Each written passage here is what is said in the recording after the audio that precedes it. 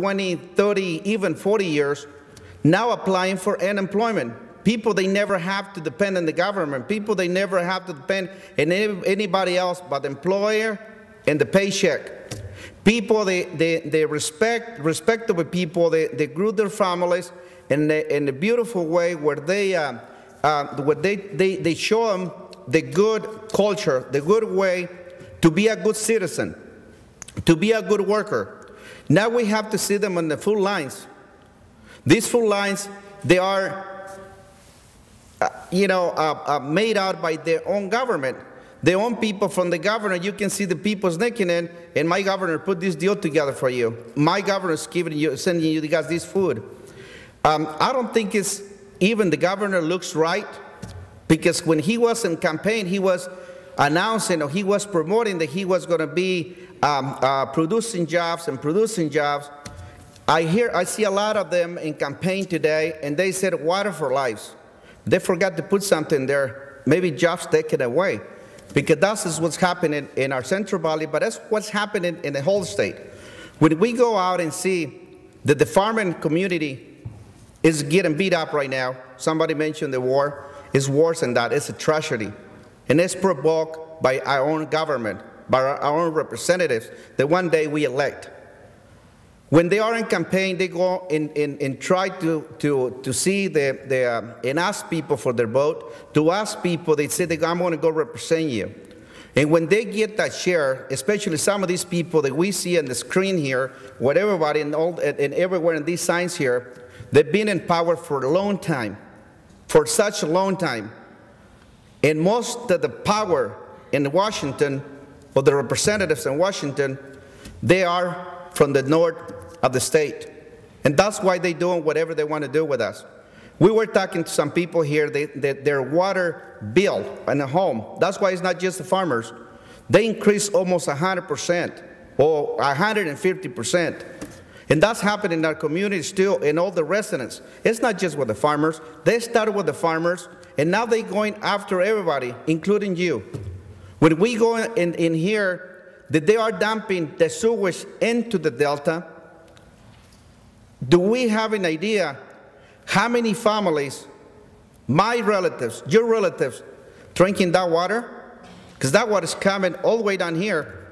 We are in the south, like Jim was talking about. A lot of us drinking that water, and it's partially treated. I got a son that passed away from a brain tumor. I used to live in a little city, they call them, but the name is Ivine.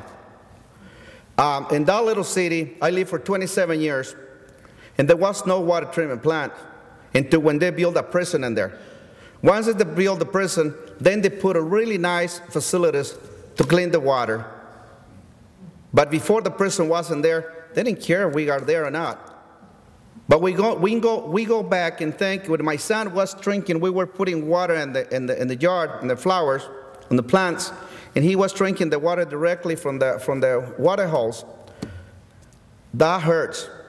When I see my son for 8 months in 3 days in the hospital, dying piece by piece of his body, losing piece by piece of his body, and you find it out, this created by our own government, our governor giving us that water to drink.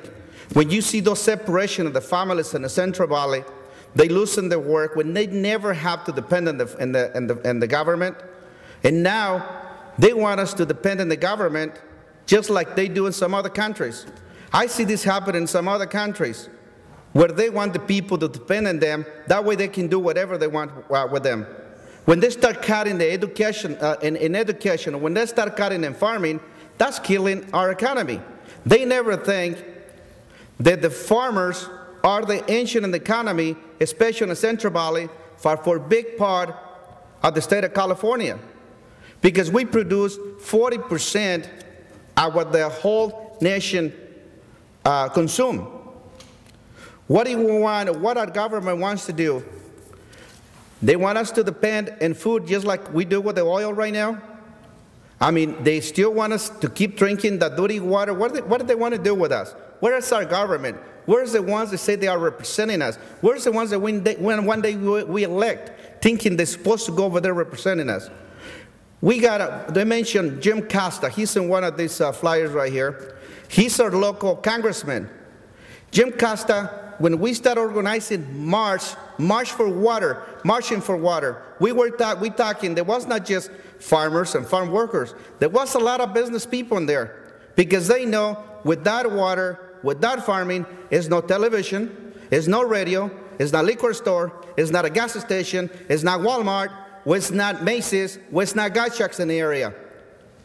It's no car dealer in the area because nobody's spending money. When we think in farming and we work in a budget, and the soon we say we're going to get cut off 70% of the water, the first thing we're going to do is lay off 70% of the hand labor and cutting all the other industries that supplying us with tractors, with diesel, with the farm equipment, with the fertilizer, and with everything else that's coming in.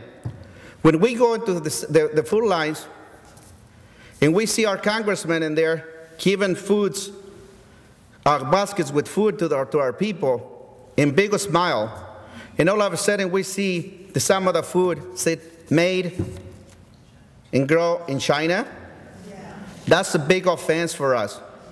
That's like a slap in the face. That's the people that used to produce those vegetables 10 times better than what we think they can produce it, because at least in California, we probably got one of the toughest regulations. Yeah, I agree with that. But at least we know what we're eating. We know what we put on our table. When we go to the supermarket, when we go to any store, and we want to buy a t-shirt or we want to buy shoes, we as a consumer decide if we want to buy from different country, we want to buy a USA product. That's something that we were. But when we go to the supermarket, well, the vegetables are there, and I think we should have the right to decide if we want to buy America or we want to buy from different countries. And we don't have that choice. Thank you. Thank you. This is one of the reasons that we get frustrated. When they go out and lay off these people that work and live on the same farm, and they have to move to learn a new life. They challenge a new life because all these years, a lot of these farmers, they provide them with housing and with transportation. So that means they never learn how to pay a mortgage, or how to pay a rent, or how to pay a water bill, or how to pay a PG&E bill. But 40 years later, they work on that farm. It's really painful for us to go and tell our employee to say it's no more work, because he's not a regular employee. 40 years in the same company, he's part of the family. It's part of the family. When we have to go in and tell him that he's going to have to leave the ranch because we're closing the ranch down, and he's going to have to learn a new life, learn how to pay rent, learn how to pay a mortgage, learn how to pay water, learn how to pay power. And you know what? With that job, he's not going to have a job either. He's going to go to the unemployment line. I heard the President of the United States of America always saying, it's more money, I'm going to allocate more money over here, I'm going to allocate more money over here, and I'm going to allocate more money over here. Where that money is coming from? I got a perfect answer for him. We don't need his money. We don't need his lies. We need for somebody of them